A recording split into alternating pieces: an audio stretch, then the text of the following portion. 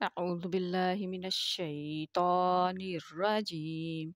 بسم الله الرحمن الرحيم. رب اشرح لي صدري ويسر لي أمري واحلل عقدة من لساني يفقهوا قولي رب زدني علما۔ सूरत नबा की हमने पिछले लेसन में पढ़ी आयत नंबर 18, 19, 20 और 21, और उसमें यौमुल फसली क्या था, इन्ना यौमुल फसली काना मिकाता। तो ये यौमुल फसल जो था, इसकी जो तफसीर है वो 5 से 6 उसकी मेन हेडिंग्स हैं, 6 हवालों से इस यौमुल फसल की तफसीर है। तो पिछले लेसन में हमने इसके कुछ पढ़े, अगर आपने वो नहीं देखा तो पहले देख लीजिए ताकि आपको सही समझ आ सके। और हमने इसमें क्या क्या था कि यौमुल फसल का मक्का से क्या तल्लक है, और यौमुल फसल जो है वो पेशगोई कैसे है, यौमुल फसल जो है वो गलबे का दिन है, और क़यामत के हवाले से इसकी तस्वीर और तफसीर, और फिर यौमुल फसल जो है वो गलबा कुरान के हवाले से भी तफसीर है इसकी, और यौमुल फसल जो है वो गलबा इस्लाम के हवाले से भी है। ठीक है, तो इसमें गलबा इस्लाम का वक्त भी बताया गया है। तो हम इसका तर्जमा आज देख लेते हैं इन आयात का पहले। बिस्मिल्लाहिर्रहमानिर्रहीम। यकीनन फैसले के दिन का वक्त मुकर्रर है, जिस दिन सूर में फूंक मारी जाएगी और तुम फौज दर फौज आओगे, और आसमान खोल दिया जाएगा तो वो दरवाजे दरवाजे हो जाएगा, और पहाड़ चलाए जाएंगे और वो सराब बन जाएंगे। तो हमने ये देखा कि इस तरह से अल्लाह ताला ने इसमें कहा कि यौमुल फसली, फैसले का दिन मुकर्रर है जिस दिन सूर में फूंक मारी जाएगी। फैसले का दिन जो था, ये एक पेशगोई करते हैं अल्लाह ताला उस वक़्त जब अभी सिर्फ चंद एक मुसलमान हैं, और उस वक़्त अल्लाह ताला कहते हैं कि आप लोग गालिब आ जाएंगे। मुसलमानों से क्या करते हैं, एक अहद करते हैं, एक पेशगोई करते हैं। अल्लाह ताला बताते हैं कि तुम लोग गालिब आ जाओगे, और फिर इसमें ये भी बता दिया कि जो मक्का से तुम लोगों को निकाल दिया जाएगा, लेकिन दोबारा जो मक्का में वापस आओगे तो मुशरिकों को वहाँ से निकलना पड़ेगा। ये पेशगोई अल्लाह ताला उस वक़्त फरमाते हैं, और ये जो पेशगोई है इसके पूरा होने का जो इंतज़ार है वो मुसलमानों को भी है, और जो काफ़िर हैं वो इल्ज़ाम लगाते हैं कि आपने जो कहा था वो कैसे पूरा हुआ, वो तो पूरा नहीं हुआ, कुछ भी नहीं हुआ, हमें तो कुछ नहीं हुआ, हमने तुम लोगों को निकाल दिया मक्का से। वो ये इल्ज़ाम लगा रहे हैं, और मुसलमान जो हैं वो इसके इंतज़ार में है कि ये पेशगोई कब पूरी होगी। जब इस तरह से होता है, जब मुसलमान भी उसके इंतज़ार में हैं और काफ़िर भी उस पर इल्ज़ाम तराशी कर रहे हैं, तंज कर रहे हैं, तब वो पेशगोई जो है वो एक अहद का रंग इख्तियार कर लेती है। अहद का रंग इख्तियार कर लेती है, तो फिर उस अहद में चलते जाते हैं आगे। अभी मुसलमान इंतज़ार में है यहाँ तक कि मक्का फ़तह हो जाता है। मक्का फ़तह होने के साल बाद 9 हिजरी में जाके फिर अल्लाह ताला फरमाते हैं बिस्मिल्लाहिर्रहमानिर्रहीम, बराअतुम मिनल्लाहि व रसूलिही इलल्लज़ीना अहद्तुम मिनल मुशरिकीन। सूरह तौबा की आयत नंबर 1 में कि अल्लाह ताला और इसका रसूल मुशरिकों के इस इल्ज़ाम से बरी हैं कि जो पेशगोई सूरह नबा में की गई थी। क्या पेशगोई कि इस्लाम का गलबा होगा और तुम मुसलमानों के मुकाबले में ज़लीलो ख्वार हो जाओगे, और वो तुम्हें मक्का में रहने भी नहीं देंगे, उसका वक्त मुकर्रर है, वो तुम्हें निकाल देंगे। तो अल्लाह ताला का फरमाते हैं एक लंबे अरसे के बाद, जब पहले कहा गया और उसके बाद सूरह तौबा में 9 हिजरी में जाके अल्लाह ताला ये फरमाते हैं, और फिर आगे अल्लाह ताला फरमाते हैं इलल्लज़ीना अहद्तुम मिनल मुशरिकीन। यहाँ अहद्तुन का जो लफ्ज़ आया है, हमारी वो बात पूरी होकर रहेगी, इससे मुराद सुलह हदीबिया वाला मुआहदा नहीं है। यहाँ पे कुछ लोगों का ख्याल है कि सुलह हदीबिया वाला ये मुआहदा है, लेकिन यहाँ पे सुलह हदीबिया वाला मुआहदा नहीं, बल्कि यौमुल फसल वाला वो मुआहदा जो अल्लाह ताला ने मुसलमानों से किया था कि इस्लाम गालिब आकर रहेगा। ये वो पेशगोई जो है उसके बारे में यहाँ पे अल्लाह ताला जो है वो फरमा रहे हैं। پہلے رکوع میں اور پہلی آیت میں سورۃ توبہ کی۔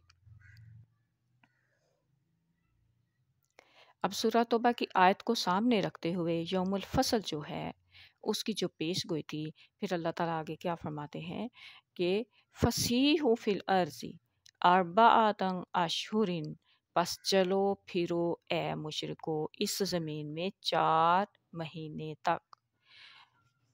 پیچھے کیا فرمایا گیا تھا؟ اِنَّ یوم الفصل کان میقاتا، کہ فیصلے کا دن مقرر ہے اور اس کا وقت مقرر ہے۔ فیصلے کا ایک دن ہے اور اس کا وقت مقرر، کانا میقاتا، اس کا وقت مقرر ہے۔ اور یہاں آپ سورہ توبہ میں اللہ تعالیٰ فرماتے ہیں فَسِیحُوا فِی الْأَرْضِ أَرْبَعَةَ أَشْہُرٍ، پس چلو پھرو اس زمین میں 4 مہینے تک۔ اب یہاں وہ جو کانا میقاتا تھا وقت مقرر، وہ وقت یہاں پہ مقرر کر دیا گیا، جیسے کانا میقاتا میں بتایا گیا تھا کہ وقت پر فیصلہ ہوگا، اور اس غلبے کو دیکھنے کے لیے وقت دے دیا گیا ہے۔ پھر فرمایا اب تم یہ الزام نہیں لگا سکتے کہ وہ پیشگوئی پوری نہیں ہوئی، براتم بری ہیں اس الزام سے جو کافر لگا رہے تھے اللہ تعالیٰ پر اور رسول کریم صلی اللہ علیہ وسلم پر، نعوذ باللہ۔ وَاعْلَمُوا أَنَّكُمْ غَيْرُ مُعْجِزِ اللَّهِ، آگے اللہ تعالیٰ فرماتے ہیں وَاعْلَمُوا، اور جان لو، أَنَّكُمْ کہ یقیناً تم غیر المعجز اللہ، تم عاجز کرنے والے نہیں ہو اللہ تعالیٰ کو، کہ خدا کا حکم جو اسلام کے غلبہ کے متعلق تھا وہ پورا ہو گیا ہے یا نہیں، تم اس کو عاجز نہیں کر سکتے تھے۔ وَإِنَّ اللَّهَ مُوخِزِ الْكَافِرِينَ، اور یقیناً اللہ تعالیٰ ذلیل کرنے والا ہے کافروں کو، عاجز کرنے والا ہے۔ وَأَذَانٌ مِّنَ اللَّهِ، اور اعلان ہے اللہ تعالیٰ کی طرف سے، ورسولہ، اور اس کے رسول کی طرف سے، الی الناس، لوگوں کے سامنے، یوم الحج الاکبر، یوم حج اکبر کے دن۔ اب خدا تعالیٰ نے اس اعلان کے لیے حج اکبر کے دن کو مخصوص کیوں کیا؟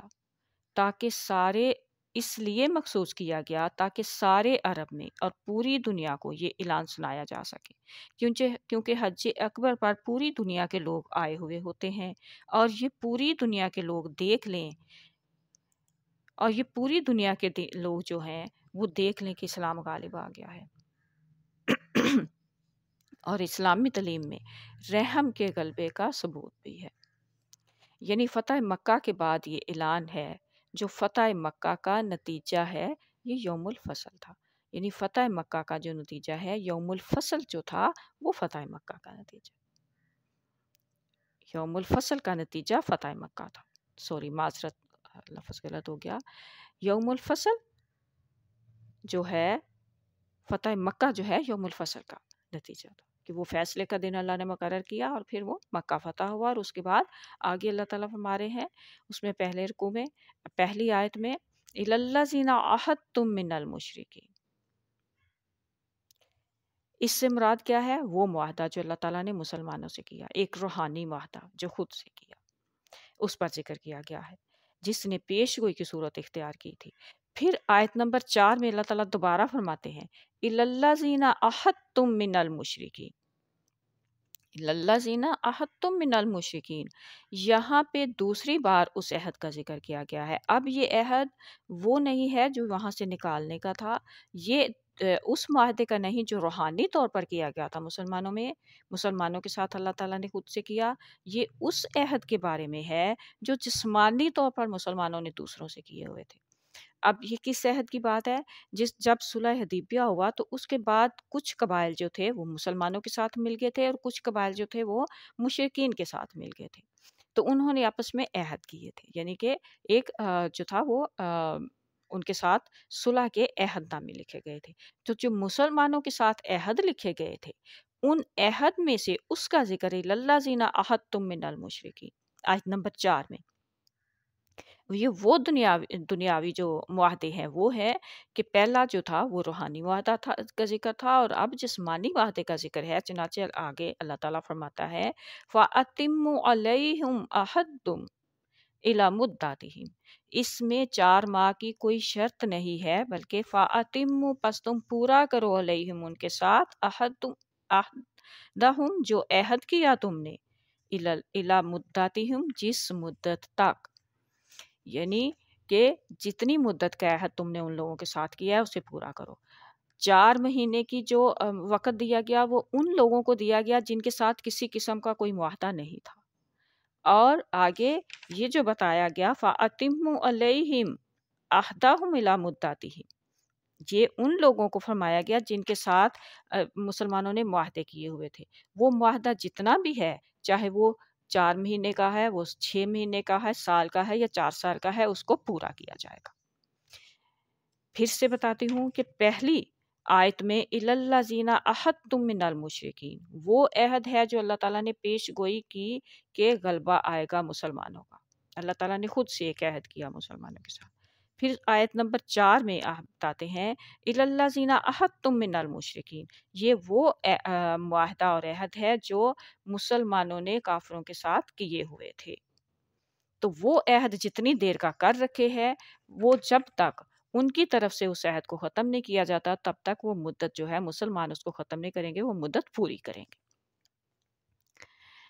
ٹھیک ہے، ان یوم الفصل کان میقاتا، اس میں قرآن اور رسول اللہ صلی اللہ علیہ وسلم کے غلبہ کی پیشگوئی کی گئی تھی، اور کفار کو بتایا گیا کہ ایک دن ایسا آئے گا جب نہ صرف مسلمانوں کو تم پر غلبہ ہو جائے گا بلکہ اس غلبہ کے ساتھ ہی تم کو مکہ سے نکال دیا جائے گا۔ جو ہم نے ابھی دیکھا فَسِیحُوا فِی الْأَرْضِ أَرْبَعَةٍ أَشْهُرٍ، کہ 4 مہینے کا وقت ان لوگوں کو دے دیا گیا جن کے ساتھ کوئی عہد نہیں تھا، معاہدہ نہیں تھا، اور جن کے ساتھ معاہدہ تھا وہاں اللہ تعالیٰ نے کہا کہ وہ معاہدے پورے کرو اور اس کے بعد یہاں سے چلے جاؤ، مکہ کو چھوڑ دو۔ اب غلبہ اسلام جو ہے اس کے حوالے سے انہی آیات کی ہم دیکھتے ہیں تفسیر۔ اس آیت میں، ان آیات میں غلبہ اسلام کے معنی بھی ہیں، قیامت کے معنی بھی ہیں۔ یوم ینفخ فی الصور فتأتون افواجا، جس دن سور پھونکا جائے گا اور تم فوج در فوج آؤ گے۔ سور پھونکا جائے گا یعنی گھنٹی بجا دی جائے گی۔ ہم نے پیچھے اس کے معنی میں پڑھا تھا پچھلے لیسن میں کہ سور جو ہے وہ ایک گھنٹی کے طور پر استعمال کیا جاتا تھا اس وقت۔ سور پھونکا جائے گا، گھنٹی، یعنی سور کو گھنٹی کے مترادف آپ کہہ سکتے ہیں آج کے زمانے میں جو گھنٹی بجاتے ہیں۔ جب گھنٹی بجا دی جائے گی، وَفُتِحَتِ السَّمَاءُ، اور آسمان کھول دیا جائے گا، فوج در فوج اور گروہ در گروہ آنے کی خبر اس وقت پوری ہوئی جب مکہ فتح ہوا تھا، بلکہ صلح حدیبیہ کے بعد پورے عرب میں ایک ہلچل مچ گئی تھی، اور صلح حدیبیہ میں ہی اس کی بنیاد رکھ دی گئی تھی۔ کس کی؟ وَفُتِحَتِ السَّمَاءُ، کس کی؟ فَتَأْتُونِ أَفْوَاجًا، اس کی بنیاد صلح حدیبیہ میں ہی رکھ دی گئی تھی، اور پھر وہ فتح مکہ پہ جا کر پوری ہوئی۔ جب صلح حدیبیہ کے بعد پورے عرب میں ہلچل مچ گئی تھی اور فتح مکہ کی جنگ اس ہلچل کا نتیجہ تھی۔ صلح حدیبیہ کے بعد لوگوں کے پاس 2 راستے تھے، اور صلح حدیبیہ کے بعد کیونکہ کچھ لوگوں نے، ایک گروہ نے جو تھا وہ اپنا جو عہد کیا تھا 10 سال کا معاہدہ کیا تھا اس کو نقصان پہنچایا، اس معاہدے کو توڑا، تو پھر مکہ جو تھا وہ فتح ہوا۔ صلح حدیبیہ کے بعد لوگوں کے پاس 2 راستے تھے، یا تو رسول کریم صلی اللہ علیہ وسلم سے مل جائیں یا مکہ والوں کے ساتھ مل جائیں، چنانچہ کچھ لوگ ادھر آ گئے اور کچھ مشرکین کے ساتھ چلے گئے۔ نفخ فی الصور سے مراد، نفخ فی الصور سے یہاں پہ کیا مراد ہے؟ نفخ صور سے مراد، اگر صلح حدیبیہ لے لیں ہم، اگر نفخ فی الصور سے مراد لیں کہ یہ صلح حدیبیہ کے بارے میں اللہ تعالیٰ فرما رہے ہیں، تو اس کا یہ مطلب ہوگا کہ ایک ایسا واقعہ رونما ہوگا جس سے قبائل میں بے چینی ہو جائے گی، اور ان کے اندر یہ خیال پیدا ہوگا کہ اب صاف طور پر یا تو اسلام میں شامل ہو کر بچ سکتے ہیں یا مکہ والوں کے ساتھ مل کر، اس لیے کچھ لوگ قبائل جو تھے وہ رسول کریم صلی اللہ علیہ وسلم کے ساتھ اور کچھ مکہ والوں کے ساتھ مل گئے۔ گویا یوم الفصل کی بنیاد صلح حدیبیہ نے رکھ دی تھی۔ یوم الفصل اللہ تعالیٰ نے جو ایک پیش گوئی کی سورہ نبا میں، اس کی بنیاد کس نے رکھی؟ اس پیش گوئی کے پورے ہونے کی صلح حدیبیہ نے۔ وَفُتِحَتِ السَّمَاءُ، اور آسمان کھولا جائے گا، فَكَانَتْ أَبْوَابًا، اور دروازے دروازے بن جائے گا۔ ان معنوں کے لحاظ سے یہ مفہوم یہاں پر اس طرح ہوگا کہ آسمان سے کفار پر عذاب نازل ہوں گے۔ ہم نے اس کے معنی پڑھے کہ فتحت السماء کے معنی زیادہ تر عذاب کے لیے جاتے ہیں، کہ آسمان سے کفار پر عذاب نازل ہوں گے اور مومنوں پر اس کی رحمت کی بارش برسے گی۔ کچھ دروازوں سے خیر نازل ہوگی اور کچھ دروازوں سے عذاب نازل ہوگا۔ اب یہاں پر جو عذاب ہوتا ہے، جو کفار پر نازل ہوتا ہے، وہ دو کام کرتا ہے۔ کفار کے لیے وہ عذاب ہوتا ہے اور مومنین کے لیے وہ رحمت ہوتی ہے۔ جب کفار کو ان کے ظلم کا جو ہے وہ دیا جاتا ہے بدلہ، تو وہ ان کے لیے تو عذاب ہوا کہ وہ اس میں فنا ہوں گے، لیکن مسلمانوں کے لیے وہ رحمت ہوگی کہ وہ ان کے عذاب سے، ان کے ظلم سے نجات حاصل کریں گے۔ اب عذاب نازل ہوگا، پہلے بھی مسلمانوں پر خیر نازل ہوتی تھی۔ اب یہاں پہ دیکھیں کہ مسلمانوں پر خیر پہلے بھی نازل ہوتی تھی، لیکن صلح حدیبیہ کے بعد کیا ہوا کہ یہ خیر اس طرح سے مسلمانوں پر گرنے لگی جیسے بڑے بڑے دروازوں سے کوئی چیز گرتی ہے، یعنی کہ بہت سارے جو قبائل تھے وہ یکدم آئے اور آ کے مسلمانوں کے ساتھ انہوں نے معاہدے کی۔ اسی طرح کفار پر کثرت سے عذاب آنے شروع ہو گئے تھے۔ وَسُيِّرَتِ الْجِبَالُ، اور جبال کے معنی یہاں پہ سرداران قوم کے بھی ہوتے ہیں۔ جبال کے ایک معنی سردار، جو قوم کے سردار ہوتے ہیں وہ بھی ہوتے ہیں۔ اس صورت میں جو معنی ہے اس کے وَسُيِّرَتِ الْجِبَالُ، اس آیت کے معنی اس طرح، اب جب ہم سردار کے کریں گے تو اس کی صورت میں یہ معنی ہوں گے کہ عرب کے وہ بڑے بڑے سردار جن پر اہل عرب کو ناز تھا، اپنے گھروں سے نکالے جائیں گے۔ یعنی کہ اہل عرب جن کو سمجھتے تھے کہ وہ مسلمانوں کا مقابلہ کریں گے اور انہیں ختم کر دیں گے، تو ان کو کیا ہے کہ ان کو گھروں سے نکال دیا جائے گا۔ فَكَانَتْ سَرَابًا، بس وہ سراب ہو جائیں گے۔ سراب مطلب اس کی کوئی حقیقت نہیں رہے گی، وہ ختم ہو جائیں گے۔ مطلب ان میں کوئی ایسا لیڈر ہی نہیں رہے گا جو قوم کی رہنمائی کرنے والا ہو، اور سب رسول کریم صلی اللہ علیہ وسلم کے مقابلہ میں ناکام رہیں گے۔ سرابا، سراب کا لفظ اس جگہ رکھا گیا ہے، اس میں ایک حکمت یہ بھی ہے کہ سراب دن کے نصف حصے پہ نظر آتا ہے جب سورج عروج پر ہوتا ہے۔ اس لفظ میں اس امر کی طرف بھی اشارہ ہے کہ جب رسول کریم صلی اللہ علیہ وسلم کا سورج عروج پر پہنچے گا، یعنی نصف النہار ہوگا، تو اس کی چمک لوگوں کی آنکھوں کو خیرہ کر دے گی۔ کس چیز کی چمک؟ اسلام کا وہ غلبہ، وہ عروج اسلام کا، جس کو جو لوگوں کی نظروں کو خیرہ کر دے گی، کوئی ان کی طرف دیکھ نہیں سکے گا آنکھ اٹھا کے۔ یعنی کہ ایک وقت تھا جب اللہ تعالیٰ نے یہ بتایا، دیکھیں اس وقت مسلمانوں کی کیا حالت تھی۔ چند ایک مسلمان تھے اور وہ ڈرے چھپے ہوئے اپنے گھروں کے اندر صرف نماز پڑھ سکتے تھے، لیکن اللہ تعالیٰ نے بتایا کہ یہ اس وقت اللہ تعالیٰ نے بتایا کہ ایسی اس کی چمک ہوگی کہ لوگ اس کی طرف ایسی عروج ہوگا، ایسی اس کی دہشت ہو جائے گی کہ کوئی ان کی طرف آنکھ اٹھا کے نہیں دیکھ سکے گا۔ اس کی چمک لوگوں کی آنکھوں کو خیرہ کر دے گی اور انہیں معلوم ہو جائے گا کہ رسول اللہ صلی اللہ علیہ وسلم کے مقابلے میں ان کے لیڈر ناکام و نامراد ہیں۔ چنانچہ صلح حدیبیہ کے بعد ہی اسلام کی فتح کے آثار شروع ہو گئے اور فتح مکہ نے اس کو تکمیل تک پہنچا دیا تھا۔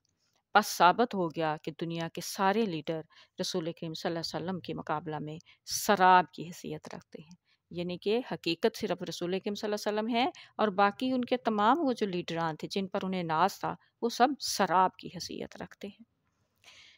وَأَنِ الْحَمْدُ لِلَّهِ رَبِّ الْعَالَمِينَ۔